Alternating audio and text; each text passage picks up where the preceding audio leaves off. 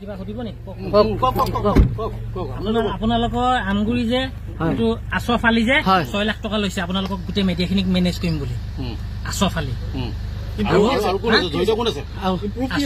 কি পুৰুষ কি আছে গোটেই মেনেজ সি কৰিম বুলি পইচা লৈছে যেতিয়া আপোনালোকে তাত সেইবিলাক যে হৈছিলে আমিতো কৰা নাছিলো সি মেনেজ কৰিছিলে আৰু আপোনাৰ পাপু বৰগোহাঁই যিটো আছিলে যিটো পাপু বৰগোহাঁই সি পইচা লৈছে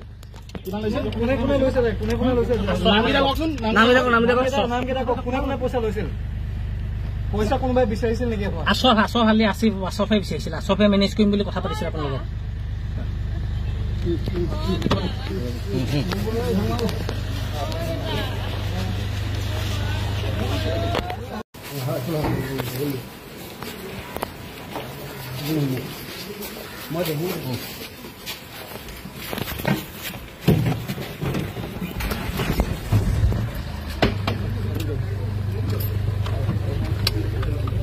কিবা সুধিব নি আপোনালোকৰ আমগুৰি যে এইটো আছফ আলী যে 6 লাখ টকা লৈছে আপোনালোকক গোটেই মিডিয়াখিনিক মেনেজ কৰিম বুলি আছফ আলী কি পুৰুষ কি আছে গোটেই মেনেজ সি কৰিম বুলি পইচা লৈছে যেতিয়া আপোনালোকে তাত সেইবিলাক যে হৈছিলে আমিতো কৰা নাছিলো সি মেনেজ কৰিছিলে আৰু আপোনাৰ পাপু বৰগোহাঁই যিটো আছিলে যিটো পাপু বৰগোহাঁই সি পইচা লৈছে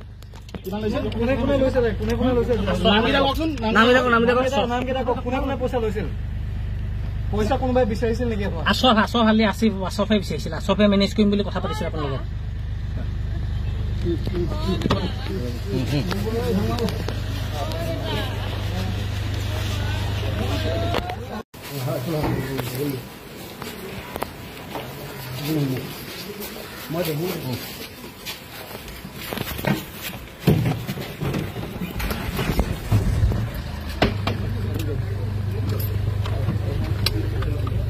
কিবা সুধিব নি আপোনালোকৰ আমগুৰি যে এইটো আছফ আলী যে 6 লাখ টকা লৈছে আপোনালোকক গোটেই মিডিয়াখিনিক মেনেজ কৰিম বুলি আছফ আলী কি পুৰুষ কি আছে গোটেই মেনেজ সি কৰিম বুলি পইচা লৈছে যেতিয়া আপোনালোকে তাত সেইবিলাক যে হৈছিলে আমিতো কৰা নাছিলো সি মেনেজ কৰিছিলে আৰু আপোনাৰ পাপু বৰগোহাঁই যিটো আছিলে যিটো পাপু বৰগোহাঁই সি পইচা লৈছে